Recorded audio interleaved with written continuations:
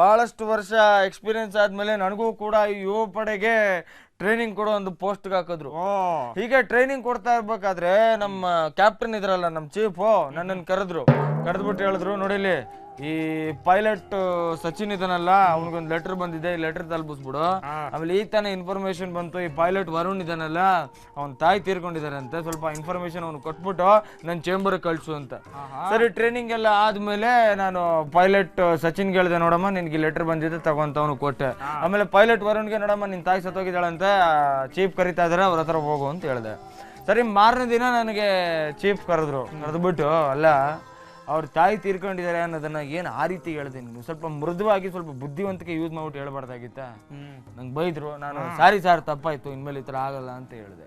3 ತಿಂಗಳಾದ್ಮೇಲೆ ಮತ್ತೆ ನನಗೆ ಟ್ರೈನಿಂಗ್ ಕೊಡ್ತಾ ಇರ್ಬೇಕಾದ್ರೆ ಚೀಫ್ ಕರೆದ್ರು.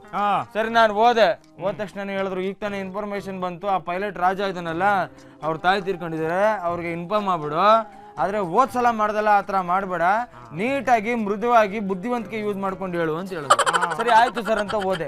ಟ್ರೈನಿಂಗ್ ಎಲ್ಲ ಮುಗಿದಾದ್ಮೇಲೆ ಎಲ್ಲರೂ ಲೈನಾಗಿ ನಿಲ್ಸ್ಬಿಟ್ಟು, ಯಾರ್ಯಾರಿಗೆ ತಾಯಿದಾರೋ ಅವ್ರು 2 ಹೆಜ್ಜೆ ಮುಂದಾಕಿ ಅಂತ ಹೇಳಿದೆ. ಅವ್ರ ಹೆಜ್ಜೆ ಮುಂದಾಕ್ತಿದ್ದಂಗೆ, ಪೈಲಟ್ ರಾಜ ನೀನ್ ಮಾತ್ರ ಮುಂದಾಕ್ಬೇಡ ಹೆಜ್ಜೆನ ಅಂತ ಹೇಳಿದೆ.